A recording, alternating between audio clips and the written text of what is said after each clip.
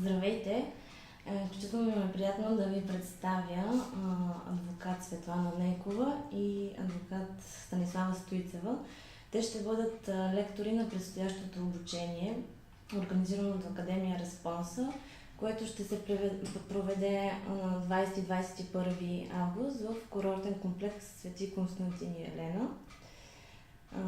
Сега към въпросите да преминем. Адвокат Нейкова и адвокат Стоицева, смятате ли, че с измененията, които в закона за обществените поръчки, които влязоха в сила от 1 юли тази година, ще се постигне по-голяма публичност и прозрачност в изпълнението и съответно възлагането на обществени поръчки?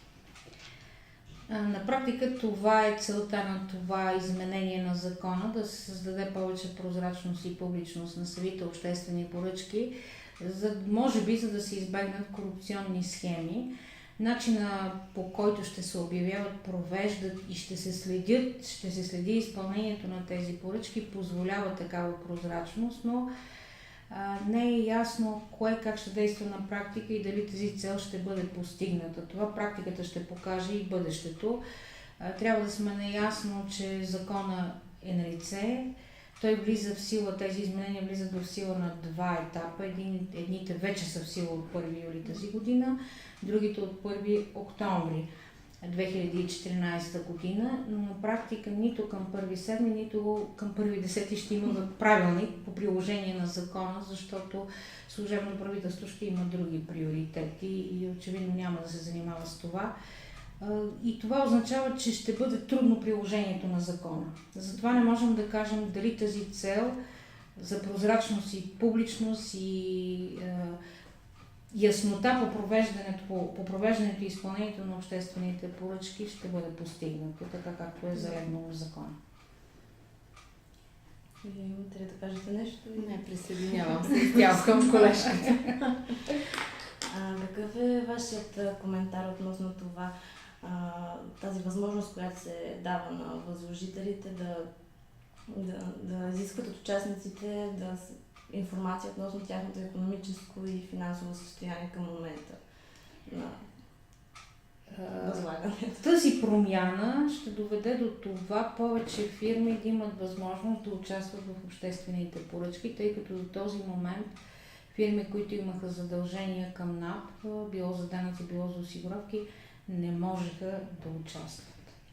Така че в този смисъл ще бъде разширен кръга на изпълнителите, но това, че изпълнителят няма да има задължение да представя тези документи, не значи, че възложителят няма да изяснява това финансово и икономическо състояние, тъй като в закона е казано, че тяхна ще бъде грижата. Сега, как ще става това? За сега това уравнение са доста неизвестни, тъй като НАП няма навик да дава служебна информация за други фирми. Вероятно ще се разчита на публикациите във връзка с това дали някои фирми дължат, не са внесли данък добавена стойност. Но за осигуровките нямам идея да има такива задължения за НАП или за НОИ да публикува такива списъци. Мисля, че колежката има малко повече коментар по този текст, така че да ти предоставя. Аз считам, че именно тази промяна ще доведе още по-голяма трудност при възлагането на обществените поръчки, то главно от страна на възложителите, защото задължението ще бъде единствено и само за тях. Повечето от промените, както и тази, са в ущърб на възложителите и тяхна ще бъде тази нелека задача, а на практика как ще се взема тази информация служебно от НАП, ще предстои да видим, така че практиката ще покаже. Така че... И може би правилника ще каже. Да. Но сега не е ясно. Чрез публикуването на процедурите в профилите на купувача на интернет страницата на възложителя, това също една мярка, която всъщност ще донесе повече, както вече споменахме, публичност и всъщност ще проработи ли това и дали е добро като похват и въобще като възможност? Вероятно е добро, тъй като осигурява пак отново публичност, но тук слагаме, отваряме една голяма скоба, защото не е ясно защо законодателят е предвидил част от измененията да влезат на 1 юли, а самия профил на купувача да влезе от 1 октомври в сила. Защото те са свързани нещата. Идеята е да се осигури повече прозрачност и включително и това задължение за публикуване в средствата за масова комуникация, за публикуване на съобщения. Но това с профила на купувача има една друга страна. Там възложителите ще трябва да си назначат специален служител, който да се занимава и може би двама. Единият да изработи софтуера, защото трябва да имаме страница профил на купувача в сайта на съответния възложител, в който всеки да може да влиза и той да е свързан с Агенцията за обществени поръчки. И в този профил на купувача ще излиза обявяването и провеждането и изпълнението, което предполага всяка фактура, всяко споразумение, всяко нещо свързано с тази обществена поръчка да стои в този сайт, което предполага специален служител.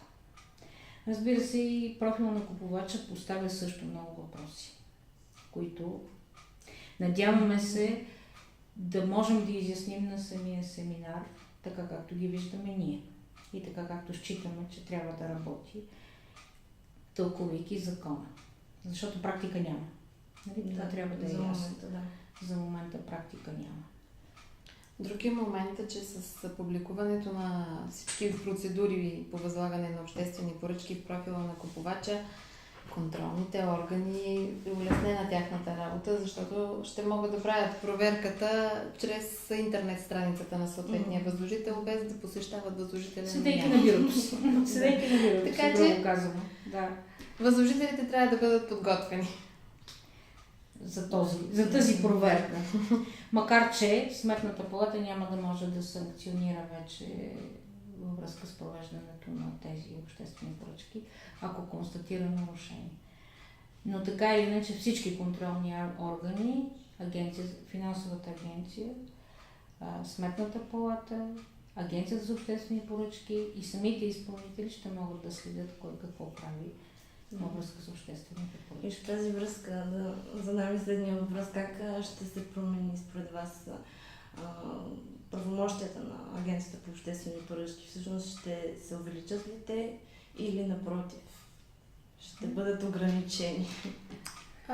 Не мога да кажа, че ще бъдат увеличени. Единствено заложена е в закона една промяна, има където те трябва да служителите на агенцията, не знам как ще се случва, не си го представям как ще се случи, трябва да провеждат жреби при възлагането на обществени поръчки за строително-монтажни работи над една определена сума, и то са при големите обществени поръчки. Те трябва да провеждат жреби и чрез този жреби да избират външен експерт, който да участва в процедурата, т.е. при работата на комисията за разглеждане и оценка на офертите. От друга страна не мога да кажа, честно казано, аз в момента се надявам, че те ще излязат с някакви методически, практически указания, за да знаят възложителите какво да правят. Още повече, че разпоредбите, свързани с публичните покани, са на лице, профила на купувача не е на лице и честито на възложителите, така да кажа. На печелившите. Какви са очакванията ви след като влезат в сила новите промени? Вече когато започнат да действат, минава и 1 октомври. Какво ще стане? Или отново трябва да изчакаме време да мине да... Да, този профил на купувача е нещо съвсем съвършено ново в закона. Такова нещо не е съществувало до този момент. Все пак влизането в сила от 1 октомври на тази част от закона ще позволи да бъдат изработени тези сайтове или част от сайтове, или не знае, всеки възложител ще решава сам за себе си. Но така или иначе това ще коства средства на възложителите и много се страхуваме, че възложители като училища, детски градини, болници ще бъдат затруднени в изпълнението на тези законови разпоредби.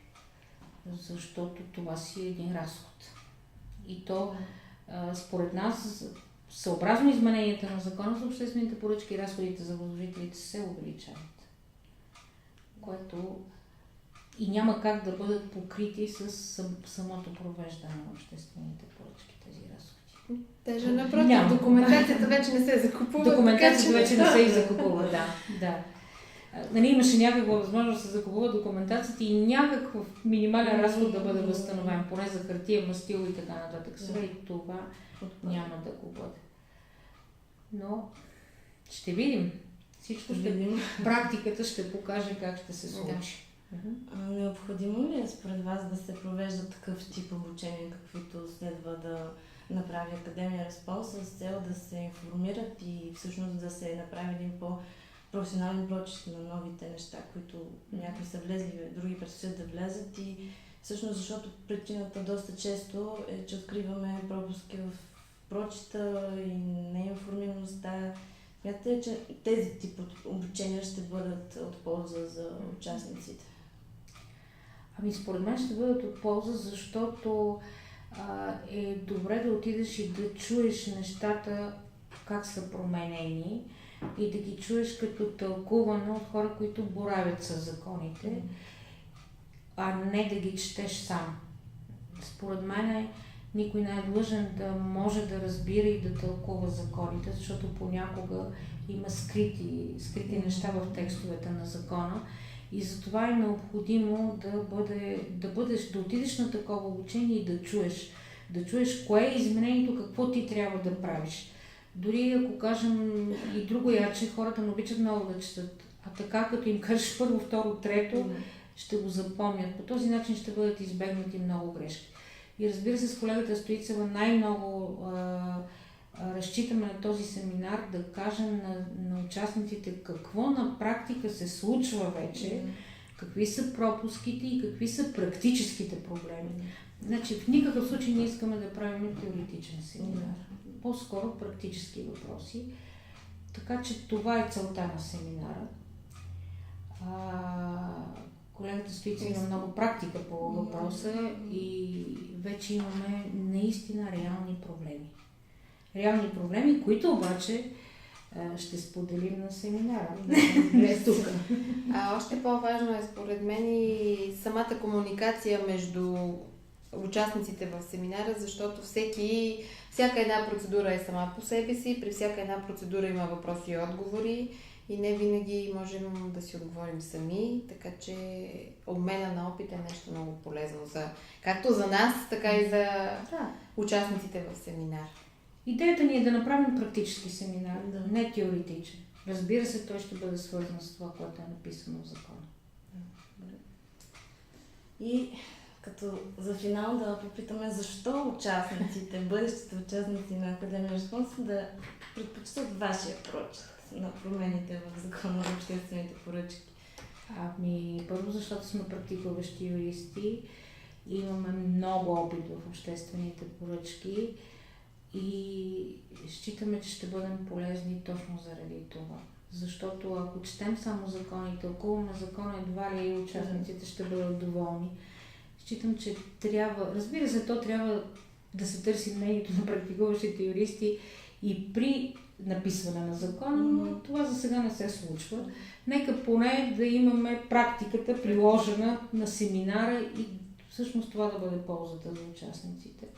Затова считам, че е съществено да се провеждат от практикуващи юристи, които, разбира се, имат опит в обществените поръчки. Не въобще да имат опит правен, а точно в обществените поръчки. И които са преживяли и проверки на Сметна палата и Агенцията за финансов контрол. Добре, ние благодарим на нашите лектори за отделеното време и пожелаваме успех на предстоящия семинар.